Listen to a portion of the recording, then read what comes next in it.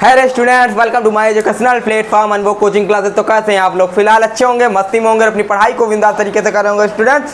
तो इस छोटे चैनल के माध्यम से आज हम बात करने वाले एक छोटे से सेशन के बारे में, और छोटा सेशन वो साइंस का रहने वाला है। ठीक है, तो भैया जो बच्चे क्लास 9th वाले हैं और आ चुके हैं हमारे छोटे से सेशन में, तो पहले हमारे चैनल को सब्सक्राइब कर दें और बेल आइकन दबा दें और कमेंट बॉक्स में कमेंट कर दें जो कुछ भी आपकी समस्या हो। ठीक है, इसके लिए हम तत्पर प्रयास करते रहेंगे। और हाँ, तो इस सेशन में हम बात करेंगे साइंस के बारे में। साइंस का हमने एक क्लास ले लिया है, उसमें हमने बात किया है कौन कौन चैप्टर हमारे साइंस का रहने वाला है। तो मैथ की क्लासेस स्टार्ट हो चुकी हैं, साइंस की क्लासेस भी स्टार्ट होने वाली हैं, और दोनों क्लासेस रेगुलर होंगी, कोई दिक्कत होने वाली नहीं। कोई समस्या हो तो हमारे कमेंट बॉक्स में कमेंट कर दीजिएगा, कोई समस्या नहीं होगी। ठीक, तो देखिए भैया, हम पहले बात करते हैं यूपी बोर्ड 2025-26। जो बच्चे क्लास 10th में हैं, यूपी बोर्ड की परीक्षा देने वाले हैं 2026 में और 25 में प्रिपरेशन करेंगे अच्छे तरीके से, उनके लिए बेस्ट स्ट्रैटेजी के साथ अच्छी स्ट्रैटेजी, क्योंकि देखिए तैयारी सभी लोग कराएंगे लेकिन हम स्ट्रैटेजी को अच्छे से लेकर चलेंगे, क्योंकि स्ट्रैटेजी ही अगर सबसे हमारी तैयारी का प्रिपरेशन का आधार है। अगर हमारी प्रिपरेशन अच्छी करनी है, तैयारी अच्छी करनी है, तो स्ट्रैटेजी जो रहने वाली है, स्ट्रैटेजी जो रहेगी वो एकदम दमदार और अच्छी रहेगी, तभी हमारी स्ट्रैटेजी के साथ अच्छी तैयारी हो सकती है। ठीक, तो हम बेस्ट स्ट्रैटेजी के साथ कैसे प्राप्त करें 95+ के साथ हम बताएंगे आपको।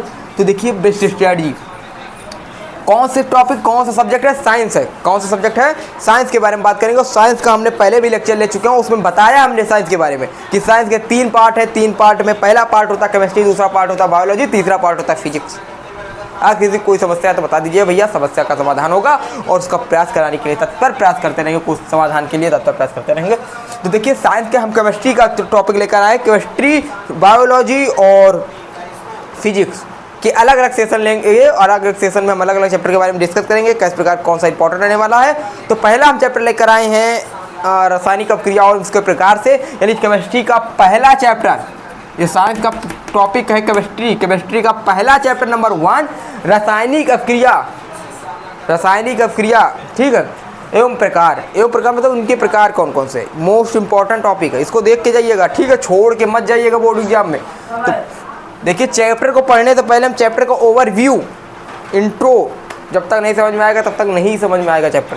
तो हम चैप्टर को ना समझते हुए पहले हम इसका ओवरव्यू, यानी ऊपर हम देखेंगे किस प्रकार का चैप्टर है, किस प्रकार का इसमें पूछा जा रहा है, कौन कौन से क्वेश्चन रहने वाले हैं। उसके बाद हम चैप्टर का सेशन स्टार्ट कर देंगे, और एक एक टॉपिक से हम एक टॉपिक का क्लास ले लेंगे, या फिर एक क्लास में हम 4 टॉपिक या 6 टॉपिक करा के 3-4 क्लास में, 5-6 क्लास में हम आपका रासायनिक अपक्रिया उसके प्रकार चैप्टर खलास करा देंगे। कोई समस्या होने वाली नहीं। अगर समस्या होगी तो हमारे कमेंट बॉक्स में कमेंट करिए। ठीक है, तो देखिए, हम पहला चैप्टर हमारा होता क्या है? रासायनिक अपक्रिया और इसके प्रकार। तो चैप्टर की हमने पहले बताइए कि जो महत्वपूर्ण टॉपिक रहता है, महत्वपूर्ण जो ध्यान देने वाली बात रहती है, बिंदु रहता है, वो हमारा हेडलाइन, चैप्टर का हेडलाइन जो रहता है वही महत्वपूर्ण बिंदु रहता है।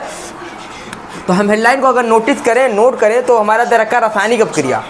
तो सबसे पहला जो महत्वपूर्ण है वो है रासायनिक अपक्रिया। क्या है? रासायनिक अपक्रिया। हमको सबसे पहले रासायनिक अपक्रिया को समझ के चलना है, उसके बाद अगर बात की जाए तो प्रकार को समझ के चलना है। तो यानी अगर इस चैप्टर में कुछ मोस्ट इंपॉर्टेंट रहने वाला है तो वह रासायनिक अपक्रिया, और उसके बाद अगर कोई मोस्ट इंपॉर्टेंट तो उसके प्रकार। ठीक, तो ये दोनों छोड़ के मत जाइएगा बोर्ड एग्जाम में, समस्या बन जाएगी फिर आपको। और अगर एक बार समस्या बन गई तो समाधान कराना भी तत्पर प्रयास, कोई दिक्कत नहीं। ठीक, तो रासायनिक अपक्रिया अब बात करते हैं। हम यहाँ आते हैं इधर, तो हमारे पास रासायनिक अपक्रिया दे रखा है। क्या दे रखा है? रासायनिक अपक्रिया। रासायनिक अपक्रिया में हमारे पास 3 बिंदु होते, 3 पार्ट होते, 3 भाग होते हैं। जैसे हमारे पास एक रिएक्शन दे रखा है, रिएक्शन यानी रासायनिक अपक्रिया को रिएक्शन कहते हैं। जैसे हमारे पास दे रखा है, कहीं लिख देते हैं या फिर आप देख लीजिए, यहाँ छोटा लिख रहा है। ठीक है, यहाँ देख लीजिए, हमारे C दे रखा है और प्लस O2 दे रखा है। ये C का मतलब होता है कार्बन, O2 का मतलब होता है ऑक्सीजन, और उसके बाद इसका जब रिएक्शन कराया जाता है तो बन जाता है CO2। समझ में आ रहा नहीं आ रहा? यानी हमारे पास कार्बन दे रखा है, कार्बन क्या है? C है। ठीक, यानी कार्बन और ऑक्सीजन ये परमाणु है। जब 2 परमाणु मिलकर एक उत्पाद बनाता है तो उसे संयोजन अपक्रिया कहते हैं। इसको हम आगे डिस्कस करेंगे एक सेशन में, अगले सेशन में डिस्कस करेंगे। आज हम ऊपर देख रहे हैं। तो ये हमारा रासायनिक अपक्रिया क्या है? रासायनिक अपक्रिया। तो रासायनिक अपक्रिया की बात की जाए, अगर इसकी परिभाषा की जाए तो रासायनिक अपक्रिया जब किसी 2 सम्मिलित रूप जब 2 या 2 से अधिक परमाणु आपस में क्रिया करके नए उत्पाद का निर्माण करते हैं तो यही क्रिया जो होती है रासायनिक अपक्रिया कहलाती है। इस प्रकार आप परिभाषा कर सकते हैं, आपकी बुक में अलग अलग हिसाब से परिभाषा दे रखी होगी, कोई दिक्कत होगी नहीं। ठीक, तो ये रिएक्शन ले सकते हैं। उसका रासायनिक अपक्रिया हमने 3 भाग बताए थे। 3 भाग में क्या होता है? एक होता है ये जो पार्ट है ये होता है अभिकारक। क्या होता है? अभिकारक। यहाँ जो रखा जाता है जैसे शांत ये होता है उत्पाद, और सॉरी उत्प्रेरक। क्या होता है? उत्प्रेरक। और ये जो बनता है हमारे पास ये होता है उत्पाद। क्या होता है? उत्पाद, प्रोडक्ट। तो भाग जो ले, अब देखिए इसकी परिभाषा डेफिनेशन देखेंगे, पूछा जा सकता है। तो रासायनिक प्रतिक्रिया में जो भाग ले, क्या करे? जो भाग ले, हिस्सेदारी करे, पार्टिसिपेट करे। भाग का मतलब होता है भाग ले, मतलब वो नहीं भाग जाए। ठीक है, ध्यान समझिएगा। भाग ले का मतलब होता है जो पार्टिसिपेट करे, हिस्सादारी करे, यानी हिस्सा करे, साझेदारी करे। ठीक, हिस्सा ले, उसे ही करते हैं भाग ले। यानी जो रासायनिक क्रिया में भाग ले, हिस्सेदारी करे, वही है अभिकारक। क्या होता है? अभिकारक। अभिकारक। उसके बाद बात करें उत्पाद। तो उत्पाद का मतलब होता है जो रासायनिक अभिक्रिया के फलस्वरूप हमें निर्मित होता है, यानी बनता है, उसे ही कहते हैं उत्पाद। तो उत्पाद जो रासायनिक अभिक्रिया के फलस्वरूप बने, जो बने, जो भाग ले, उसे हम कहते हैं अभिकारक, और जो बन जाए उसे हम कहते हैं उत्पाद। ठीक। उत्प्रेरक का मतलब होता है जो अभिक्रिया की गति को मंद कर दे, अभिक्रिया को गति को मंद कर दे या तीव्र कर दे, यानी धीमी कर दे या फिर तेज कर दे, वही होता है उत्प्रेरक।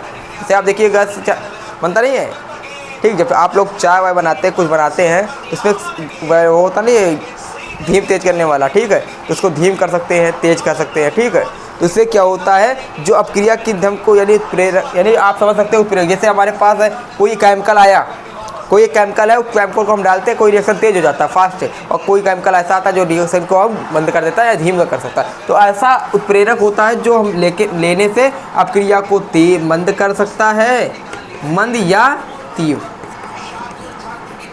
तो हम बात करते हैं उत्प्रेरक के बारे में। तो उत्प्रेरक वे होते हैं जो अभिक्रिया की दर को धीमी कर, दर का मतलब होता है समय, जो अभिक्रिया की दर को धीमी या मंद कर सकता है या फिर तीव्र या तेज कर सकता है, उसे कहते हैं उत्प्रेरक। तो अगर किसी भी छात्र को, किसी भी स्टूडेंट को इस 3 टॉपिक में कोई भी समस्या रही होगी तो बता दीजिएगा, हम आपके समाधान कराने के लिए अगला जो क्लास होगा, क्योंकि लाइव क्लास तो नहीं चल रही है, वीडियो ही रिकॉर्डेड रहने वाली है, कुछ देर के लिए समय ज़्यादा करके 2-3 महीने, 4-5 महीने तक आपका, यानी अगस्त अक्टूबर तक अगर आप लोग का सपोर्ट प्यार बना रहा तो हम ज़रूर से ज़रूर लाइव क्लास कराने के लिए तत्पर प्रयास करते रहेंगे, कोई दिक्कत होगी नहीं। ठीक, लेकिन अभी कुछ दिनों तक ये क्लासें रिकॉर्डेड ही चलेंगी, कोई दिक्कत नहीं। ठीक, अगर आप लोग का सपोर्ट और प्यार बना रहेगा तो हम जल्द से जल्द ही लाइव क्लास लाने की कोशिश करेंगे, ठीक, और लाइव पढ़ाने की कोशिश करेंगे। ठीक, तो अब बात करते हैं अभिक्रिया के प्रकार क्या है। अभिक्रिया के प्रकार के बारे में बात करते हैं। अभिक्रिया के प्रकार में क्या होता है हमारे पास, तो टोटल 10 प्रकार दे रखे, और यही बताए हैं हमने पहले भी कि अभिक्रिया के प्रकार मोस्ट इंपॉर्टेंट को छोड़ के मत जाइएगा।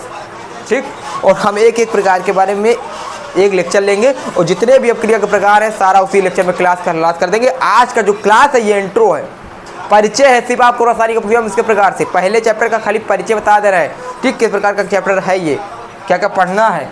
ठीक है, अब बात की जाए अभिक्रिया के प्रकार, यानी अभिक्रिया के प्रकार, यानी केमिकल जो रिएक्शन है इसके में क्या होता है, इसके प्रकार यानी क्लासिफिकेशन ऑफ केमिकल रिएक्शन। ठीक, तो यानी जो होता है संयोजन अभिक्रिया, नंबर 1 बात करें संयोजन अभिक्रिया। जो संयोजन अभिक्रिया के नाम चेंज हो जाते हैं, इसको हम बता दें, सब पढ़ाएंगे अगले क्लास में। ठीक है, तो संयोजन अभिक्रिया के कौन कौन से नाम हो सकते हैं। संयोजन को हम कहते हैं योगात्मक अभिक्रिया। क्या कहते हैं? योगात्मक अभिक्रिया। और एक नाम और आता है संकलन अभिक्रिया। क्या आता है? संकलन अभिक्रिया। ठीक, तो बात की जाए संयोजन अभिक्रिया के नाम के बारे में, तो इसका नाम योगात्मक अभिक्रिया होता है, संकलन अभिक्रिया होता है। यानी अगर आपका नाम चेंज करके कोई क्वेश्चन पूछा जा सकता है 1 मिनट की। ठीक,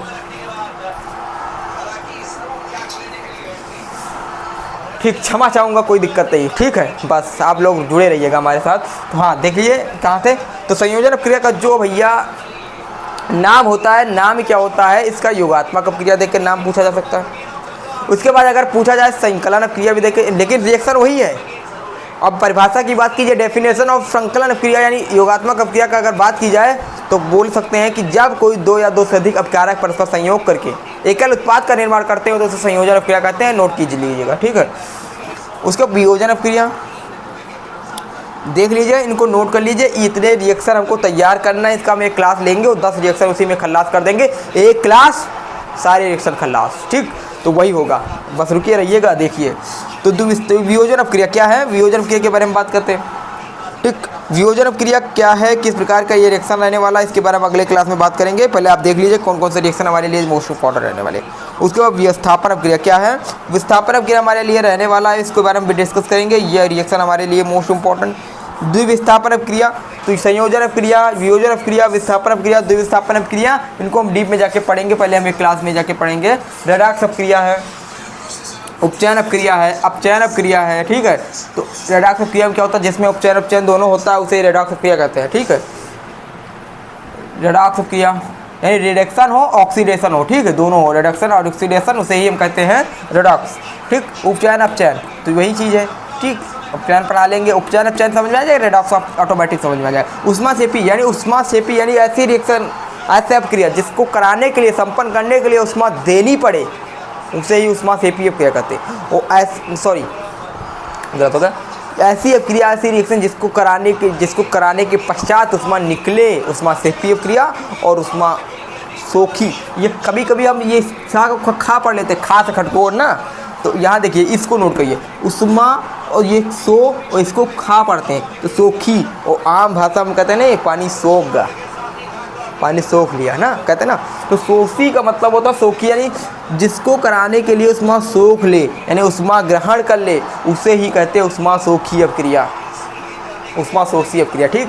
तो ये सोखी लिखा है, जिसे हम सोखी भी पढ़ते हैं। और सोखी मतलब ऊष्मा को सोख ले, और सोखने का मतलब अवशोषित कर ले, अवशोषित कर लेगा तो हम बोलेंगे ऊष्मा शोषी अपक्रिया। तो ऐसी अपक्रिया जिसमें ऊष्मा का अवशोषण हो जाए, ऊष्मा सोख ले, ऊष्मा शोषी अपक्रिया कहलाती है, इसको शोषी कहते हैं, ठीक है। उदासीनीकरण अपक्रिया, उदासीनीकरण यानी ऐसी अपक्रिया जिसमें उदासीन कुछ उदासीन यौगिक बन जाए। तो उदासीन क्या है, NaCl है, नमक है, ठीक है। तो अम्ल तथा क्षार के संयोग से जल तथा लवण बनने की क्रिया को उदासीनी अपक्रिया कहते हैं।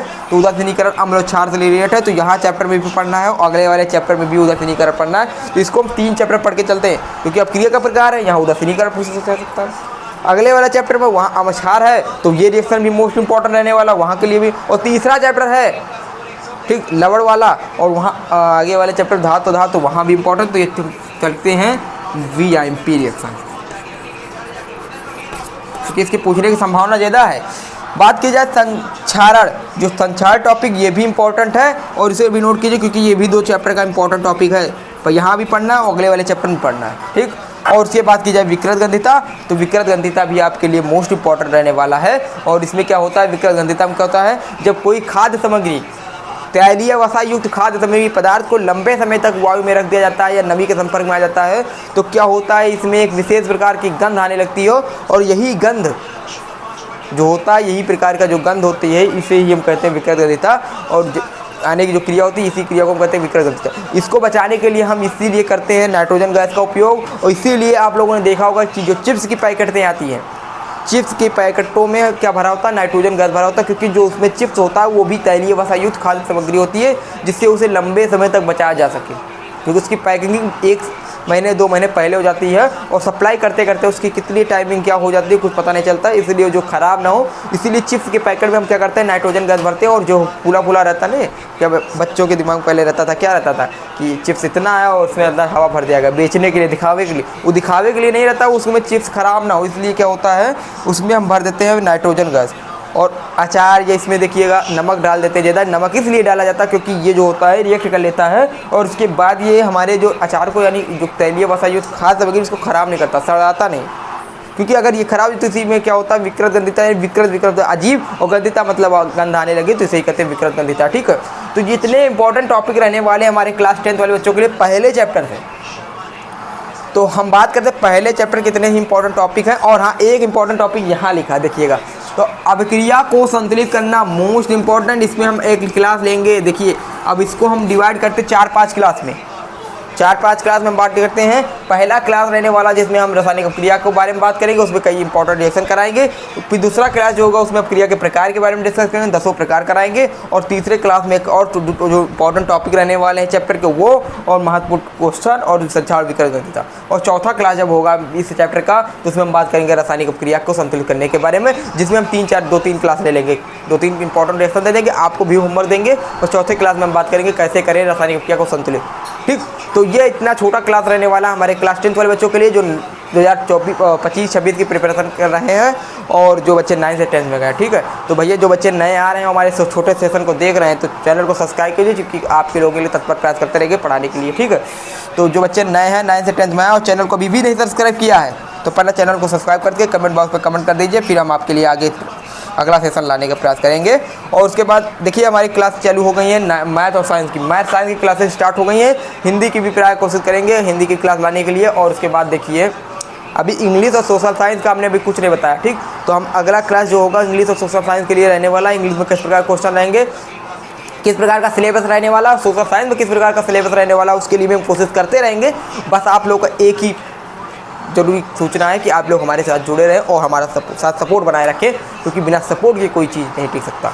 अगर आप लोग का एक यही है कि अगर हम यहाँ टिके रहें, इस चैनल पे टिके रहें और क्लासें आप लोगों के लिए तत्पर आती रहे, तो बस आप लोग का एक ही मेहरबानी अनुग्रह करूँगा, थोड़ा प्रार्थना करूँगा, विनती करूँगा कि आप लोग हमारे छोटे चैनल के माध्यम से जुड़े रहेंगे। और हाँ, जो बच्चे नए आ रहे हैं वो चैनल को सब्सक्राइब कर दें और थोड़ा सा प्यार और सपोर्ट बनाए रखें और वीडियो को शेयर कर दें, जिससे हम आपके साथ जुड़े रहें और तत्पर प्रयास कराते रहेंगे, आपका प्रिपरेशन कराते रहेंगे, ठीक है। तो फिर मिलते हैं अगली वीडियो के साथ, अगले सेशन के साथ। जय हिंद, जय भारत, ठीक चैनल।